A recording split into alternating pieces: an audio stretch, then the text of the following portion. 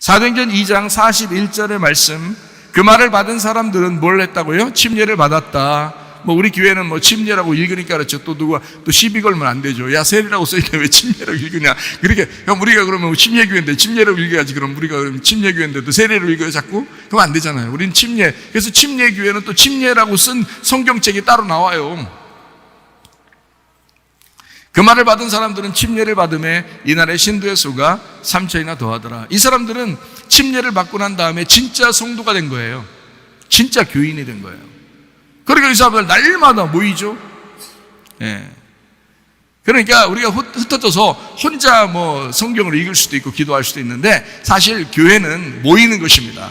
제1 예배당에서도 모이는 것이고 제2 예배당에서도 모이는 거예요. 모임이 있어야 이걸 교회라고 그러는 거예요. 함께 식사도 하고 함께 말씀을 나누고, 그걸 가족이라 그러는 것이거든요. 가족이 혼자 있을 때 가족이에요? 그건 혼자 있는 거죠. 그건 사람이라 그러죠. 그러나 가족이 있을 때는 모였다, 이걸 가족이라 그러죠. 그래서 하나님의 가족도 마찬가지입니다. 교회로 모이는 것이거든요. 제1예배당, 제2예배당으로 자꾸 모이셔야 합니다. 그걸 교회라고 그러는 거예요. 마찬가지로 이 사람들은 진짜 성도기 때문에 이 사람들은 침례를 받고 난 다음에 자기가 없어졌어요. 자기가 없어서 자기 물건까지도 네 거 내 거 없이 사는 거예요. 가족처럼 날마다 모였어요. 같이 식사를 했어요. 같이 말씀으로 교제했어요. 자기 물건도 서로 나누었어요. 이게 초대교회라고 그러는 거예요. 근데 이거는 같이 살지 않으면 힘들어요. 지금 시대에서는 같이 살지 않으면 힘들어요. 그래서 우리 학교 같은 경우는 기숙사 생활을 같이 하니까, 그 기숙사 생활하는 학생들은 옷도 서로 막 나눠서 입어요. 자기들 거 내 거야 이건 이런 게 별로 없어요. 물건들도 서로 이렇게 나눠서 쓰고 그럽니다. 그 얼마나 아름다운지 몰라요. 그러니까 자기들 형제 같은 거야, 이 아이들이. 자기들이. 그래서 방학을 주면은 한 달에 한 번씩 방학 주는데 자꾸 안 가는 사람도 있고 빨리 오고 싶은 사람도 있어요. 왜냐면 어차피 식구들이니까, 이것도 여기도 그렇게 사랑한다고요. 저가 만든 게 아니라 하나님이 원래 그걸 교회라고 이렇게 만들어 놓은 거거든요, 성경에. 사도행전 2장에 쭉 내용을, 2장에 41절부터 내용을 쭉 47절까지 읽어보면 그렇게 돼 있어요. 그 사람들 날마다 식사하고 말씀으로 교제하고 함께 기도에 전념하고요, 서로 사랑하고, 그 사람들에게 칭찬받고, 물건을 서로 네 거 내 거 없이 그렇게 서로 쓰고요. 이런 생활을 했다고. 이게 진짜 교회죠, 사실은. 여러분 보고 그렇게 지금 살아라 이렇게 말하고 싶지만 그렇게 못할 거예요. 같이 사는 사람들만 그렇게 하는 거거든요. 그렇지 않은 사람들은 쉽지 않아요. 그걸 또 속으로 다행이다 이렇게 생각하면 큰일 납니다. 원래 교회는 그런 거 아니에요. 원래 교회는 함께 그렇게 해야 돼요. 성경 사도행전 2장처럼 해야 된다고요. 그게 진짜 교회인데, 어쩔 수 없이 지금은 자기들 욕심도 있고 자기 생활도 있고 하니까 그걸 인정해 주는 거죠. 그러면서도 좀 나눌 거 있으면, 좀 남는 게 있으면 좀 나누어라, 그렇게 얘기를 하는 거죠, 같이. 지금은. 그러나 같이 생활하는, 교회에서 같이 생활하는 사람들은 함께 나누는 게 습관돼 있죠. 그러니까 진짜 교회를 만들어 나가고 있는 거예요. 그거는 여러분 축복입니다. 그렇게 우리 아이들이, 우리 교회 청년 학생들이 그렇게 살아간다는 것은, 이건 축복받은 거예요. 이 시대에 이렇게 생활해 본다는 것은 축복인 거라고. 그렇다고 해서 결혼해도 똑같이 그렇게 같이 모여 살아라고 그렇게 안 합니다. 결혼하면 또 각자 자기 집이 있어요. 결혼하면 각자 집에 살지만 그렇게 생활해 봤기 때문에 자기들이 계속 같이 모여 있고 싶고, 같이 놀아도 같이 놀고, 먹어도 같이 먹고 싶고, 그렇게 하죠. 진짜 교회처럼 생활하죠. 주님의 교회처럼 생활한단 말이에요. 자, 사도행전 2장 41절에 나와 있는 이 사람들, 자, 침례를 받았는데 어떤 사람이 침례를 받은 거예요? 어떤 사람이 침례를 받았다 이렇게 나왔잖아요. 뭐라고 돼 있어요? 이 말을 받은 사람, 그 말을 받은 사람들이 침례를 받았다 그러잖아요. 그럼 그 말이 어디 있는데요? 그 앞에 있겠죠, 그죠? 그래서 40절을 보면 이렇게 돼 있습니다. 또 여러 말로 확증하며 권하여 이르되 너희가 이 패역한 세대에서 구원을 받으라 하니 이랬습니다. 자, 뭐라고 했다고요? 뭐라고 말했더니 침례를 받았다고요? 너희가 이 패역한 세대에서 구원을 받아야 된다라고 했더니 이 말을 받은 사람들이 침례를 받기 시작했더라 이 말이에요. 그래요, 나 이 패역한 세대에서 내가 구원받고 이 세상에서 내가 죽은 자로 살겠습니다 라고 결심한 사람들이 3,000명 그날에. 그리고 침례를 받았다. 여러분, 침례나 세례 왜 받았어요? 여러분, 세상 욕심 가지고 똑같이 살려면 왜 받았어요? 침례나 세례를. 정욕적으로 살려면 왜 받았어요? 침례를, 세례를. 주는 사람 헷갈리게. 적어도 이 사람들은 침례를 받았는데 왜 받았느냐면 하나님 말씀을 받고 나니까 이 사람이 어떤 말씀이냐면 이 패역한 세대에서 구원을 받아야 되겠구나. 내가 이 패역한 세대의 이 세대대로 그대로 내가 살아가면 안 되겠구나. 내가 이 세상에서 구원받아야 되겠구나. 내가 이 세상에서 내가 벗어나야 되겠구나. 내가 그리스도의 사람이 돼야 되겠구나. 내가 이 세상에서 죽은 자가 돼야 되겠구나 한 사람들만 사도행전 2장 41절에 침례를 받았다라고 되어 있어요. 그 사람들이 3,000명이 되었다. 여러분, 침례는 아무나 받는 건 아닙니다. 결심한 사람들이 받는 거예요. 침례나 세례를 그냥 아무렇게나 받으니까 여러분 교회 다녀도 여러분 똑같이 생활하는 거예요. 결심하고 받아야 된단 말이에요. 침례라고 하는 이 단어가 밥티조입니다. 밥티조. 그래서 베프티스트, 침례교 할 때 베프티스트 처치라고 그러는 겁니다. 베프티스트 처치. 이게 밥티조에서 나온 거예요.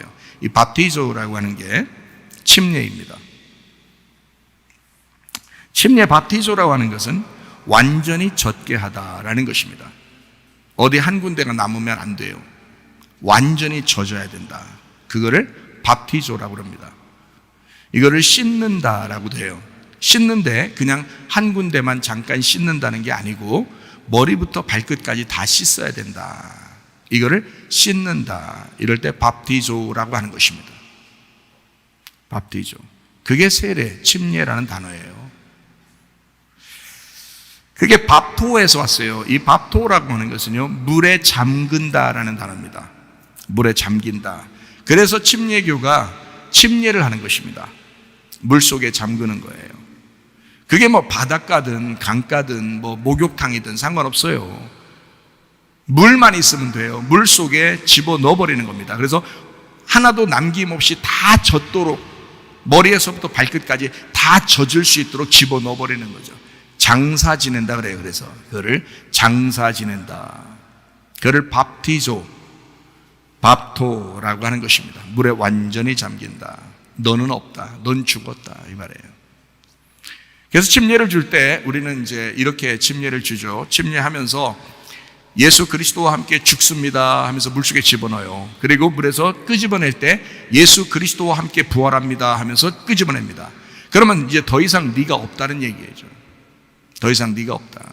예수 그리스도와 함께 살아가야 된다. 예수 그리스도의 부활로 살아가야 된다. 이렇게 이야기하는 것이거든요. 그걸 침례식이라고 이렇게 말하는 것입니다. 자, 주의 만찬은 뭐라고요? 주의 만찬은 어린 양, 유월절 어린 양의 피로 구원받은 생일날과 같습니다. 그걸 주의 만찬이라 그래요. 주의 만찬이 이제 떡과 포도주로 이렇게 나누는 거잖아요. 그래서 그 사람을 선택하고, 하나님이 그 사람을 선택하고 이 사람을 태어나게 했다라는 기념이거든요. 그게 주의 만찬이라고 하는 것입니다. 그거를 선택했다는 것을 의식적으로 알려준 때가 있어요. 이 떡과 포도주로 알려준 때가 처음 나오는 게 창세기 14장 18절입니다. 살렘왕 멜기세덱이 떡과 포도주를 가지고 나왔으니 그는 지극히 높으신 하나님의 제사장이었더라. 이렇게 되어 있습니다. 떡과 포도주를 가지고 멜기세덱이 와서 아브라함에게 주는 것입니다. 주의 만찬도 똑같았죠. 예수님께서 제자들에게 뭐라 했어요? 이건 내 살이요 내 피다 라고 하면서 떡과 포도주를 주죠.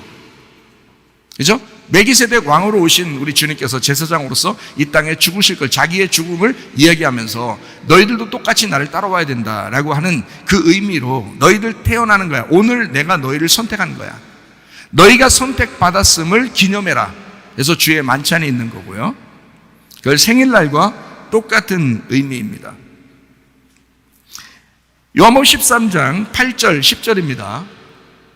베드로가 이르되 내 발을 절대로 씻지 못하시리이다. 예수께서 대답하시되 내가 너를 씻어주지 아니하면 네가 나와 상관이 없느니라. 예수께서 이르시되 이미 목욕한 자는 발밖에 씻을 필요가 없느니라. 온몸이 깨끗하니라. 너희가 깨끗하나 다는 아니니라 하시니, 이렇게 했습니다. 그러니까 목욕이라는 말이 나오고 손과 발을 씻는다는 말이 나오잖아요. 씻는다는 것은 세례를 의미하고 목욕하는 것은 침례를 의미합니다. 그런데 우리가 결혼식도 한 번 하듯이 이 침례를 통해서 자기의 죽음이라고 하는 그 기념 의식은 한 번 해요. 그런데 날마다 씻는 것은 날마다 생각하는 거죠. 날마다 그 목욕한 것에 대해서 자꾸 생각을 하는 거죠. 그리고 살아가는 겁니다.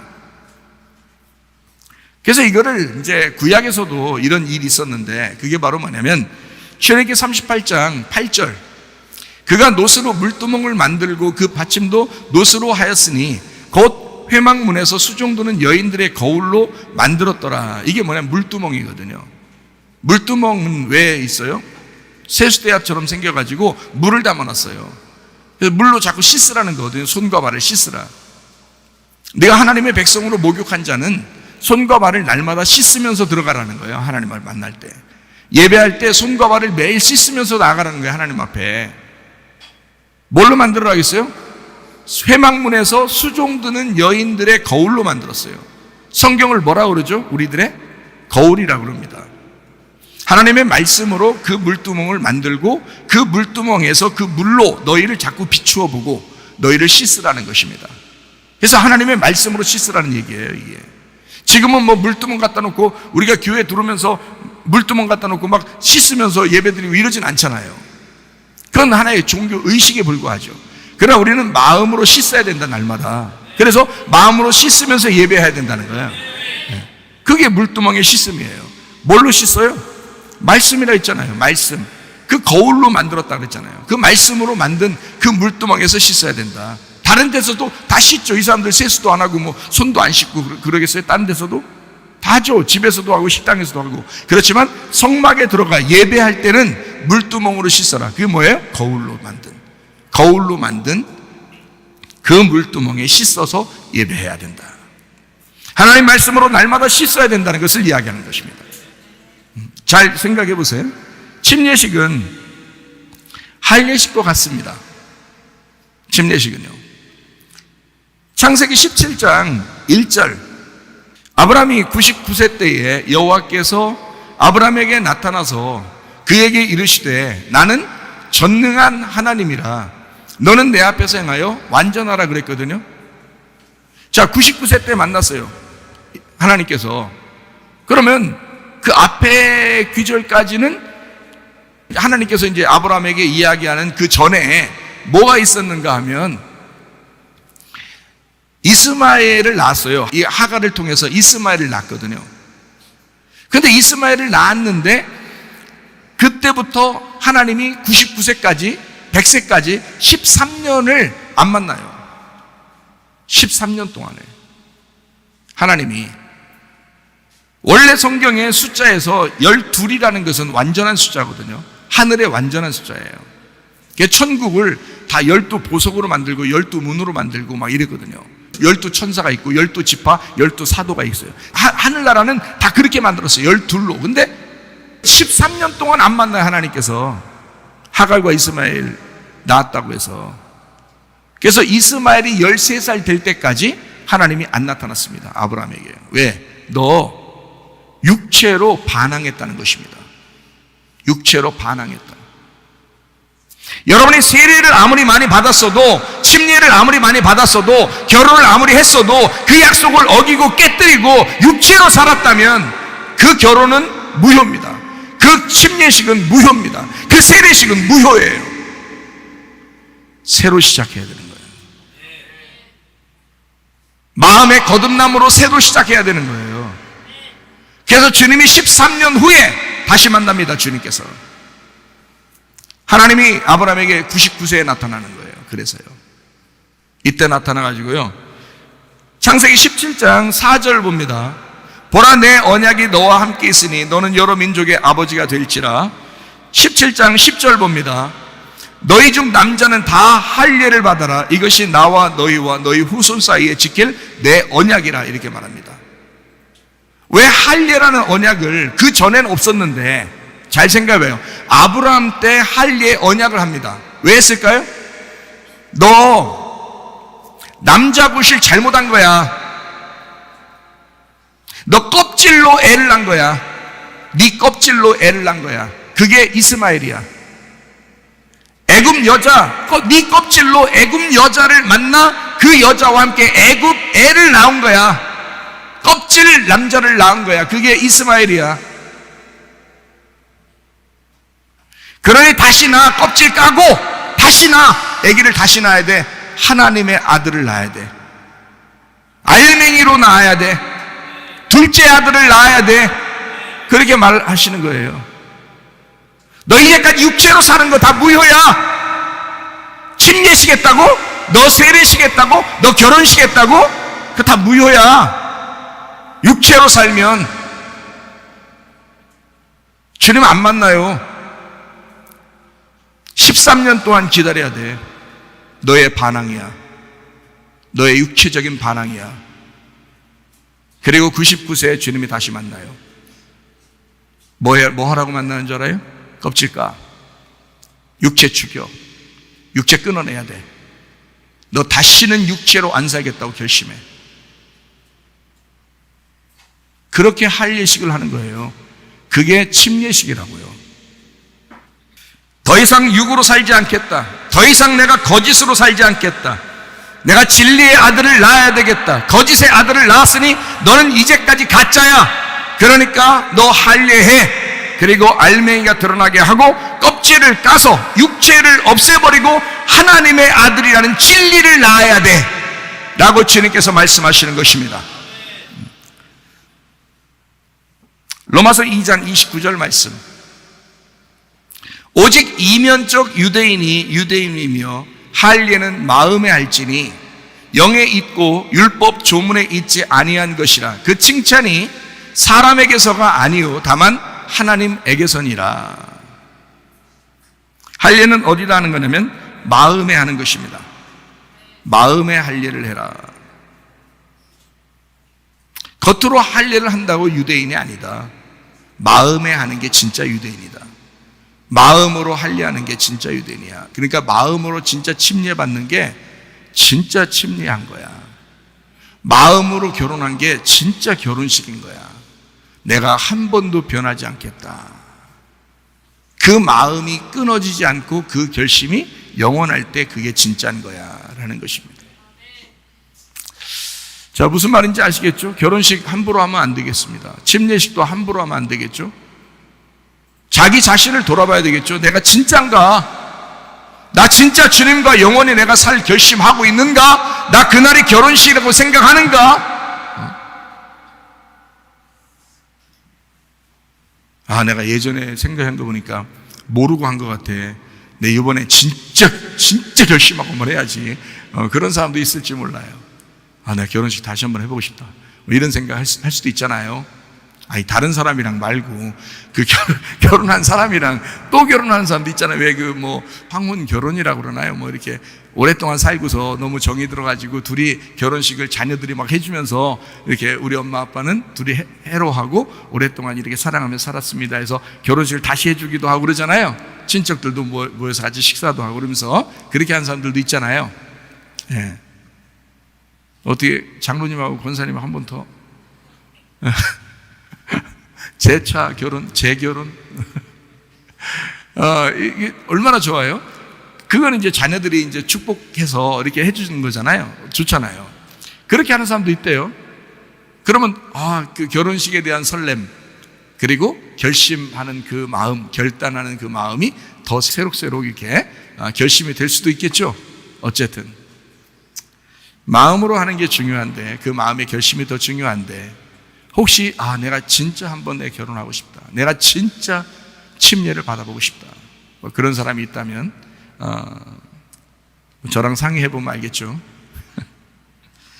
갈라디아서 6장 15절 말씀. 할례나 무할례가 아무것도 아니다. 오직 새로 지으심을 받는 것만이 중요하니라. 오직 새로 지으심을 받는 게 중요하다. 너 새로 건축되었느냐? 너 마음으로 진짜 새로 건축되었느냐? 너 마음으로 진짜 결혼했느냐? 너 마음으로 진짜 침례했느냐? 그게 더 중요하다. 이것이 이야기하는 거죠. 자, 빌립보 3장 3절 말씀입니다. 하나님의 성령으로 봉사하며 그리스도 예수로 자랑하고 육체를 신뢰하지 아니하는 우리가 곧 할례파라. 할례파는 뭐라고 그러니까? 할례한 거, 진짜 껍질이 벗겨지고 진짜 알맹이로 사는, 진리로 사는 사람들, 이걸 뭐라고 그런다고요? 성령으로 봉사한다. 그리스도 예수로 자랑한다. 육체를 신뢰하지 않는다.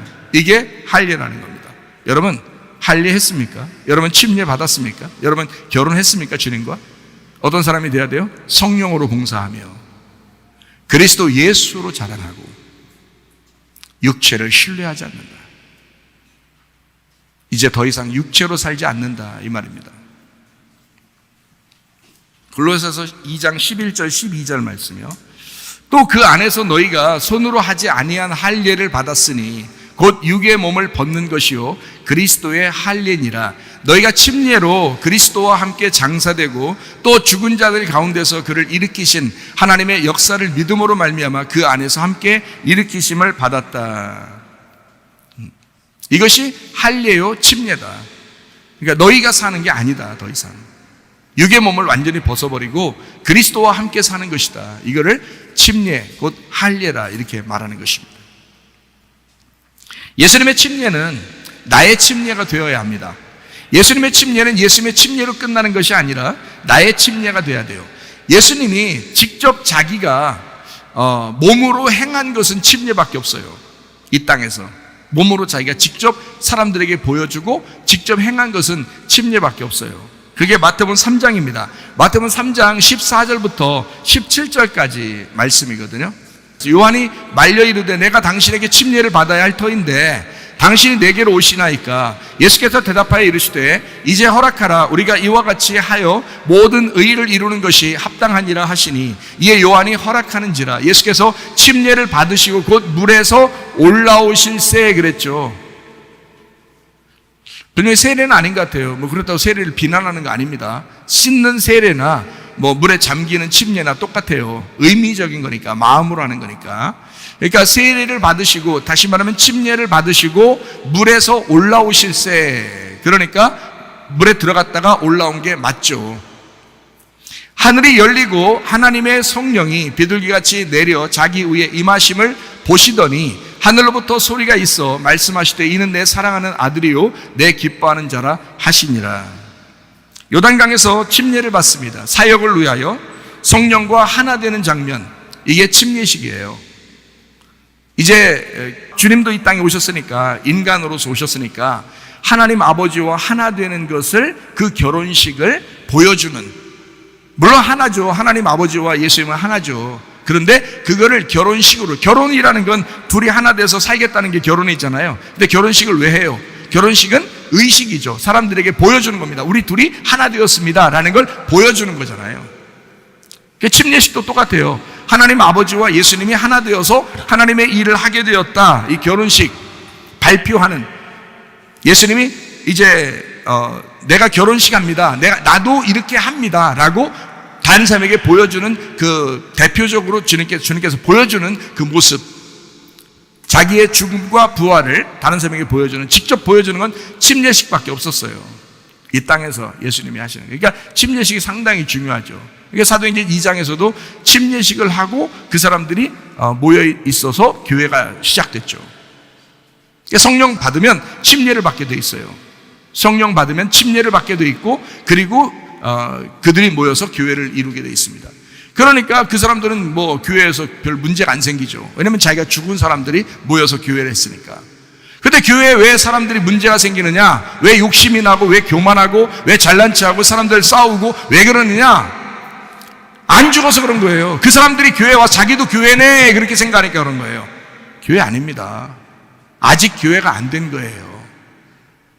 교회는 그런 사람이 있을 수 없습니다. 교회는 침례를 받은 사람들이 교회를 이루었다 이렇게 말하죠. 용서하는 사람이, 사랑하는 사람이, 다른 사람을 미워하지 않는 사람이, 욕심내지 않는 사람이, 화내지 않는 사람이, 그런 사람이 교회를 형성하는 거예요. 침례받았으니까. 근데 왜 자꾸 내 거 하냐고. 교회 와서도 왜 자꾸 욕심내고, 왜 화내고, 용서하지도 못하고, 미워하고, 왜 그렇게 사나고, 그런 사람들도 있냐고. 왜? 그러면 안 된다고요. 침례를 받지 못해서 그런 거예요. 그 사람이 진정한 침례가 없었기 때문에 그렇습니다. 성경의 침례는 자기가 마음으로 진짜 침례를 받은 사람들, 이 사람들이 침례를 받고 교회를 만들었어요. 그러니까 문제가 거의 없죠. 다 나가서 예수님 증거하고, 예수로 자랑하고, 주님 안에서 기뻐하고, 성령으로 봉사하고, 그러면서 나가서 전도하다가 순교당하고 그런 거죠.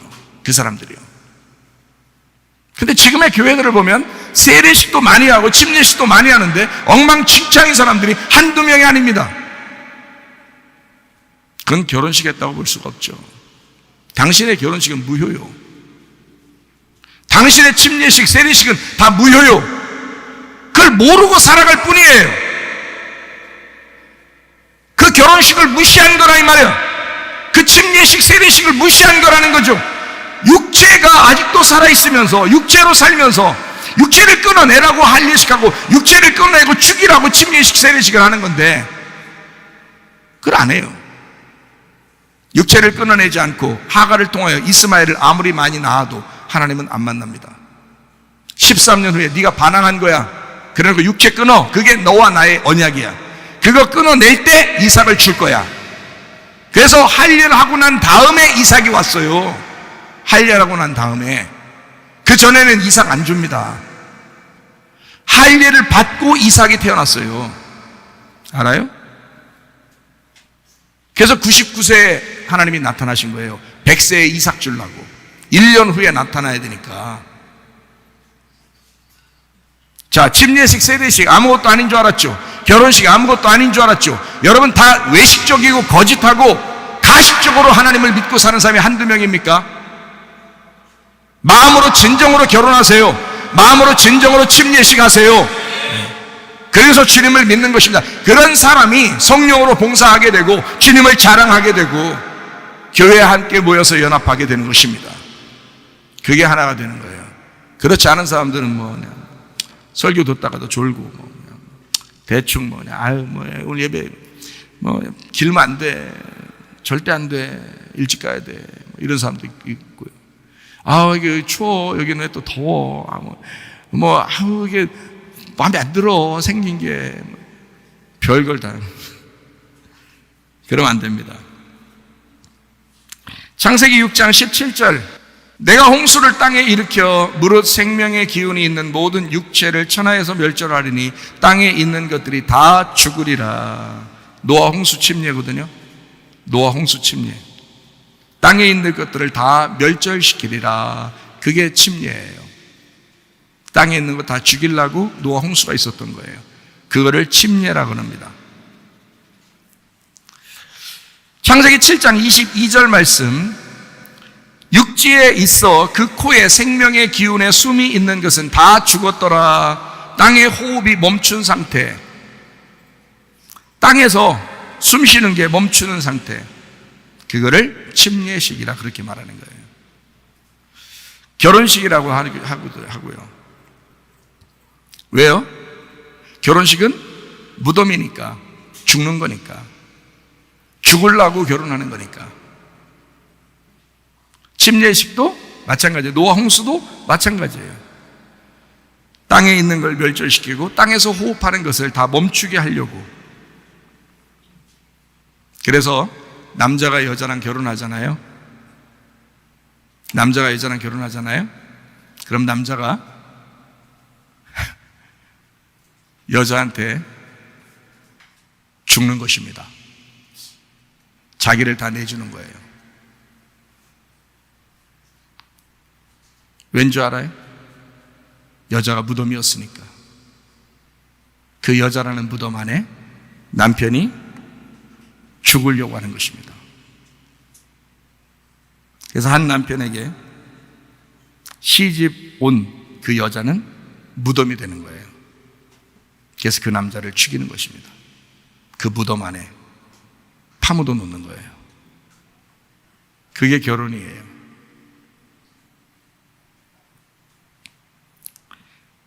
땅의 호흡이 멈추면 침례식을 한 거다. 땅에 있는 것이 멸절되면 그게 결혼식이다.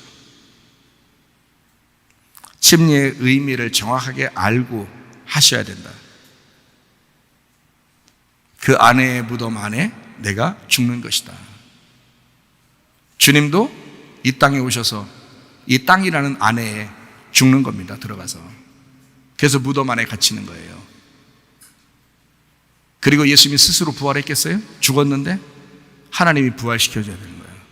그 하나님의 영이 와서 부활시켜야 되는 거야. 그래서 하나님의 영으로 영원히 살고 계신다라고 하는 것입니다. 그걸 부활의 삶이라고 하는 거야. 여러분이 이 땅에서 땅에 있는 것이 멸절되고 나의 땅의 호흡이 다 멈춘 상태가 되면 나는 죽는 거죠. 그 무덤 안에 들어가는 거죠.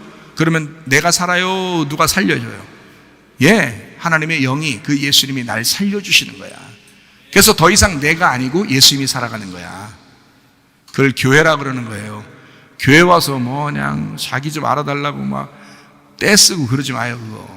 그거 표신하니까 괜히. 침례 안 받은 거, 세례 안 받은 거, 그 주님과 결혼 안 한 거 표시나 괜히. 그러니까 그런 짓 하지 마. 우리 교회는 특히 그런 짓 하면 안 돼요. 출애굽기 14장 21절. 모세가 바다 위로 손을 내밀매 여호와께서 큰 동풍이 밤새도록 바닷물을 물러가게 하시니 물이 갈라져 바다가 마른 땅이 된지라. 홍해바다 건너는 침례입니다. 그 바다를 건너가야 광야로 들어가요. 그리고 광야에서 또 요단강을 건너가야 가나안 땅으로 들어가게 되는 거예요. 왜 하나님이 그렇게 만들었을까요? 침례예요. 침례받지 못한 사람은 하나님의 백성이 될 수가 없다는 걸 얘기하는 겁니다. 그래서 말씀을, 패역한 세대에서 구원받으려고 말씀을 받은 사람들이 침례를 받으니까 신자가 3,000명이 되었다, 이렇게 말한 것입니다. 침례 안 받은 사람은 교인이 아닌 거예요. 그래서 근데 침례 받고 엉뚱한 짓 하면 그 사람도 교인이 아닌 것입니다. 침례는 한 번 이루어져야 하고 그 침례식을 통해서 결혼이 온전해져야 된다는 거예요. 예수님과의 그 하나됨이 거룩해야 되고 온전해져야 된다는 거예요. 그렇지 않고 막 생활한 사람들 안 돼요, 그거. 그래서 내가 이번에 한번 결심 좀 해야 되겠다. 네, 진짜 이번에 진짜 결혼 한번 해봐야 되겠다 알고서 우리 교회 복음의 말씀을 많이 들었으니까 내가 이제 진짜 내가 한번 평생을 내가 주님과 결혼해서 내가 살아야 되겠다. 이건 결심하는 사람들은 신청하시라고요. 출애굽기 14장 22절 말씀. 이스라엘 자손이 바다 가운데를 육지로 걸어가고 물은 그들의 좌우에 벽이 되었다. 옆으로 이렇게 딱 섰다는 얘기예요. 그가 물 안에 들어갔다는 얘기예요. 그죠? 그러니까 죽음을 얘기하는 거야. 물 속에 들어가 죽음을 얘기하는 거야. 28절. 물이 다시 흘러 병거들과 기병들을 덮되 그들의 뒤를 따라 바다에 들어간 바로의 군대를 다 덮으니 하나도 남지 아니하였더라. 우리를 추격하여 오는 바로의 군대, 육체입니다. 애굽의 사람들이죠. 육체. 우리 속에도 육체가 있어요, 없어요? 있어요. 그 육체가 나를 계속 쫓아다닌다고. 근데 그 쫓아다니는 그 육체는 어떻게 된다고? 물이 완전히 덮어서 죽여버려야 된다고. 이해가 돼요? 그렇게 했잖아요. 여기 죽였잖아요. 그걸 침례라고 그러는 거라고요. 29절. 그러나 이스라엘 자손은 바다 가운데를 육지로 행하였고 물이 좌우에 벽이 되었더라. 30절. 그날에 여호와께서 이같이 이스라엘을 애굽 사람의 손에서 구원하심에, 그러니까 다시 말하면 패역한 세대에서, 패역한 애굽에서 구원하셨다, 그 말이죠. 그죠? 패역한 세대에서 구원을 받기 위해서 그 사람들이 침례를 받은 거잖아요. 사도행전 2장에 오순절 성령 충만 받은 사람들이, 그죠? 네. 패역한 세대에서 구원받으려고, 그래서 더 이상 내가 패역한 세대에서 살지 않으리라고 결심한 사람이 침례를 받은 거라고요. 애굽에서 탈출한 사람들이, 하나님께서 이 사람들을 이끌어낸 것은, 홍해바다를 일부러 건너게 하는 것은 애굽 사람의 손에서 구원하려고 한 것입니다. 다시 말하면 더 이상 애굽의 습관대로 살지 않게 하려고, 더 이상 애굽의 문화대로 살지 않게 하려고 이 사람들을 구원하신 것이다. 이스라엘이 바닷가에서 애굽 사람들이 죽어 있는 것을 보았더라. 뭐예요? 노아 시대 때도 똑같죠. 호흡 있는 자들 다 죽었더라 그랬죠. 땅의 호흡은 다 죽어야 되니까. 그걸 침례라 그런다고요. 여러분, 땅에 숨을 쉬면 안 된다 이 말이에요. 우리는 예수님 믿는 사람들은 하늘에 숨을 쉬고 살아가야 되는 것입니다. 그걸 예수 믿는다고 하는 거예요. 자, 더 이상 애굽의 삶으로 내가 살지 않겠다. 더 이상 내가 애굽의 숨을 쉬지 않겠다. 광야의 하나님을 내가 신뢰하겠다. 오직 그 하나님과만 내가 살아야 되겠다. 결혼식. 한 남편에게 내가 시집온 아내로서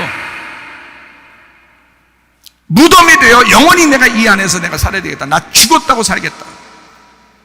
부활할 때까지 그렇게 살겠다. 침례의 의미입니다. 주님 안에서 나의 죽음과 그 부활이 그 무덤에서 이루어지는 것입니다. 그 물 속에서 이루어지는 거예요. 그게 침례식이에요. 결혼식이고요. 결혼식을 사람들은 굉장히 막 웃으면서 하는데 사실은 울면서 해야 됩니다. 그래 진짜 결혼식이에요. 난 끝났다. 그래야 진짜 결혼 잘한 거예요. 베드로전서 3장 20절 21절. 그들은 전에 노아의 날 방주를 준비할 동안 하나님이 오래 참고 기다리실 때에 복종하지 아니하던 자들이다. 방주에서 물로 말미암아 구원을 얻은 자가 몇 명뿐이에요. 겨우 8명이에요.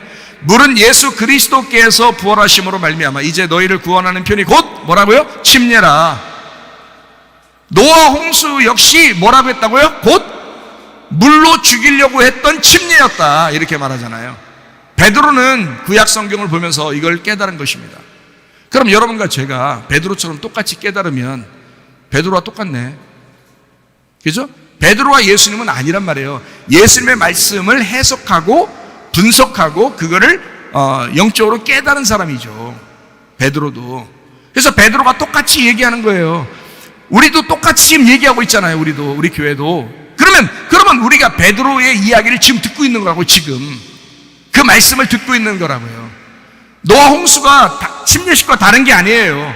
노아 홍수는 침례식과 동일한 것입니다. 육체의 더러운 것을 어떻게 한다고요? 제하여 버리기 아니요 하나님을 향한 선한 양심의 간군이라 이렇게 되어 있습니다. 왜 이런 식으로 써놨냐면 죽음을 의미하지만 더 나아가서 부활을 의미하는 것이다 라고 하는 것을 강조하기 위해서입니다. 너희가 죽어서 사는 것 얼마나 율법적이겠어. 참으려고 하니까. 그거 아니지? 선한 양심을 따라 하나님을 향해서 나가는 거야. 이건 부활의 삶이야. 침례식이라는 거 무서워하지 마. 이게 부활의 삶이기 때문에 그런 거야. 주님 따라가기만 하면 돼. 주님 따라가기만 하면. 침례는 악한 양심이 죽어버리고 선한 양심이 간구하는 것을 침례라 그러는 것입니다. 악한 양심으로 죽어버리고 선한 양심으로 살아가려고 하는 거, 이거를 침례식이라고 그래요. 이거는 자연스러운 삶의 태도가 되어야 하는 것입니다. 이것은요. 그래서 선한 양심이라고 그러는 거예요. 너 양심적으로 살아. 그렇게 되는 거죠. 왜냐면 이건 양심적으로 사는 거니까 자연스럽죠. 이게 삶의 태도니까요. 세상 남편과 살던 나의 태도가 변해서 세상 남편과 살던 나의 태도가 죽어버리고 예수 그리스도와 하나 된 결혼 생활의 그 자연스러움, 이 세상에서 남편과 사는 그 자연스러움보다 더 자연스러운 예수 그리스도 남편과 함께 사는 그 선한 양심, 그 양심으로 살아가는 그 삶의 자연스러움이 침례식을 통해서 있어야 된다 그 말입니다. 그게 진정한 침례의 의미다 하는 거예요. 놀랍죠? 침례식 대단합니다. 그래서 이런 침례를 모르고 살던 사람이 옛날에 이런 일이 있었어요. 요즘에는 뭐 그런 사람 많지 않습니다. 옛날에 재침례파라는 사람들이 있었습니다. 재침례파. 그게 침례교의 어떤 뿌리가 되는데요. 우리 침례교의 뿌리가 돼요. 옛날에는 막 천주교가 기독교를 막 못 살게 굴던 때가 있었죠. 근데 그 천주교가 나라 전체적으로 다 애들 때부터 다 세례를 받아요. 유아 세례라 그러죠. 그래서 세례를 다 받겠어요. 뭐 알지도 못하는데 뭐 선한 양심이 뭔지도 모르는데 주님을 어떻게 따라가는지 자기가 어떻게 죽어야 되는지 이런 것도 모르는데 그냥 성경에 나와 있는 대로가 아니라 그냥 아기 때부터 그냥 다 그냥 줘버리는 거예요. 너희는 천주교인이다 이렇게 하려고 그걸 다 나라적으로 이걸 이제 통치하려고 다 줘버렸거든요. 아기 때부터. 그걸 이제 유아 세례라 그러거든요. 그걸 지금도 이제 따라서 이제 하는 이제 교단들도 꽤 있죠. 그건 뭐 부모의 어떤 믿음이니까 아이를 하나님 앞에 바친다는 어떤 의미니까 뭐 좋다 해요. 뭐 그렇게 뭐 어떤 의식으로 교회의 어떤 행사로 그렇게 할 수도 있어요. 뭐 나쁘다고 얘기하는 건 아닙니다. 근데 옛날엔 천주교가 그런 일을 했어요. 그러니까 그게 이제 진짜가 아니라는 걸 깨달았어요. 믿음으로 사는 사람들이 이제 그 진짜가 아니라는 것을 깨닫고 이 사람들이 아니다. 우리가 뭔가 착각하고 세례식을 하고 사람들 그 천주교에서 주는 그 세례를 무조건 받았다. 우리 믿음으로 받은 게 아니었다. 그래서 이 사람들이 모여서 믿음으로 형성된 교회가 생겼는데 그 사람들이 재침례파, 다시 침례를 받자 우리가. 다시 침례를 받자 해서 재침례 교도, 그래서 아나바프티스트라고 합니다. 아나바프티스트. 바프티스트를 다시 하자, 아나하자, 다시 하자. 그래서 거듭 태어난 것처럼 거듭 결혼하듯이 거듭 침례를 하자. 그래서 우리는 세례를 받았던 사람들이 모여서 다시 침례를 받으면서 우리가 진정한 믿음의 결심을 하자 한 사람들이 있었는데 그게 바로 아나바프티스트입니다. 이게 침례교회 역사의 뿌리입니다. 침례교회. 그래서 침례교회 원래 교리가요, 죽으나 사나 침례를 주는 것입니다. 그래서 그런 거예요. 이렇게 다른 사람들하고 다투려고 침례를 주는 게 아니고 이런 뿌리가 있기 때문에 그렇습니다. 그렇게 침례를 다시 주는 사람들을 천주교 교황이 명령해서 그 사람들, 다시 침례 주는 사람들만 잡아다가 다 죽였습니다. 그때 순교한 숫자가 어마어마합니다. 그래서 침례교는 순교의 바탕을 둔 믿음, 다시 침례를 받는다고 순교를 당한 그 피의 그 기초 위에 세워진 것이 우리 침례교회예요. 그래서 굉장히 자부심이 있죠. 침례교회는 그런 자부심을 가지고 침례교회를 하고 있습니다. 사람들이요. 침례교 목사님들한테 물어보시면 압니다. 그래서 아나바프티스트라고 그래요. 다시 침례받는 사람들, 거듭 침례라고 그래요. 재침례라고 합니다. 진짜 마음으로 침례받는, 하늘에서 침례받는, 그러니까 땅의 침례가 아니라 하늘의 침례를 받는 자들, 아나바프티스트, 이렇게 그들을 불렀습니다. 그 당시에는 그들을 이제 핍박하기 위해서 다른 언어로 이제 저 재침례 교도들이야 하면서 잡아다 죽였습니다. 그렇지만 실제로 나중에 후대의 사람들이 그걸 연구해 보니까 그 재침례 교도들만큼 믿음이 확실한 사람들이 없었다라고 이제 밝혀진 거죠. 침례나 세례의 의미를 알지 못하고 의식을 행한 사람들은 재침례파가 되어야 마땅한 것입니다. 날마다 결혼식 때의 결심과 그 약속으로 살아가야 하듯이 침례식이라고 하는 것은 그 결심이에요. 마음으로, 믿음으로 하나님 앞에 결심하는 것입니다. 침례식도, 할례도, 결혼식도 딱 한 번만 합니다. 이 세상에서요. 침례를 받은 사람이, 할례를 받은 사람이, 결혼한 사람이 계속 그때를 기억해서 살아가는 거, 이게 중요한 거죠. 한 번 결혼했으면 그 결혼식을 늘 생각하며 사는 사람과 그걸 잊어버리고 사는 사람은 다르겠죠.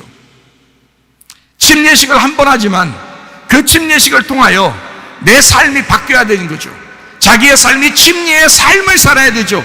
그게 성경에 뭐라고 나왔어요? 너의 육체를 끊어버리고 너의 육체적으로 죽어버리고 이 땅의 호흡은 멸절되고 하나님의 호흡으로 호흡하고 선한 양심을 따라 하나님을 따라가는 자가 되어야 된다 하는 게 침례인 것입니다. 그렇게 살아가 달라고 침례식을 하는 것입니다. 마음속으로 의미를 정확하게 아시기를 바랍니다. 우리의 생일날은 주의 만찬과 같다고 그랬어요. 그 주의 만찬은 세례식이나 침례식, 할례식과 같습니다. 그것은 다시 결혼식과 같고 그건 의식입니다. 한번 의식을 치렀다고 해서 진정한 결혼과 침례란 것은 아닙니다. 그건 중요하지 않습니다. 거듭나야 된다. 다시 말하면 하늘로 다시 태어나야 된다.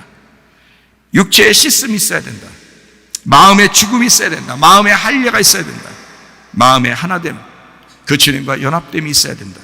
마음으로, 그 영혼이 구원받는 것이 중요하다. 그래서 마음으로 할례를 받고 마음으로 결혼하고 마음으로 침례받는 것이 훨씬 더 중요합니다. 그러므로 결심하셔야 된다. 그럼 어떻게 해요? 옛날에 받았는데 지금 어떻게 해야 돼? 성경은 이렇게 가르치고 있어요. 너희의 한 번이 영원히 계속되어지길 원한다라고 말씀하죠. 그러므로 우리는 날마다 주의 만찬을 하듯이 살아가야 된다 이 말이죠. 날마다 내가 왜 어떻게 태어났는지, 내가 어디로 가는지, 내가 지금 왜 살고 있는지를 날마다 점검해 보면서 우리 부모가 나를 태어나게 한 이유가 뭔가, 나는 무슨 목적으로 살아가야 되나 라고 생각해 보는 거죠. 그게 주의 만찬이죠. 예수님께서 피를 흘려가면서 나를 태어나게 한 것은 어떤 목적이 있을 거야. 내가 태어난 이유가 있을 거야. 그것을 날마다 기억하는 날이 생일날이에요. 그거를 생일날이라. 날마다 주의 만찬을 통해서 날마다 나는 다시 태어나는 것을 기억하는 것입니다. 다시 태어난다고 그러면 거듭 태어나는 것이니까 이것을 침례식이라고 그러죠. 그래서 날마다 침례식과 같은 생활을 해야 된다. 날마다 할례식 하듯이 내가 날마다 육체를 끊어내는 생각을 하면서 살아가야 된다. 그것이 날마다 나의 생일이 될 것이니까. 날마다 결혼하는 것이다. 내가 결혼한 그 예수님과 함께 날마다 결혼하는 마음을 가지고 생활하는 것이다. 날마다 육신을 끊어서 내가 생활하는 것이다. 내가 육신을 끊고 마음으로 하나님 앞에 사는 것이 중요한 것이구나 라는 것을 날마다 생각하고 사는 것이다. 그런 여러분과 저는 침례식이 꼭 필요하죠. 결혼식이 꼭 필요하듯이 침례식이 꼭 필요하죠.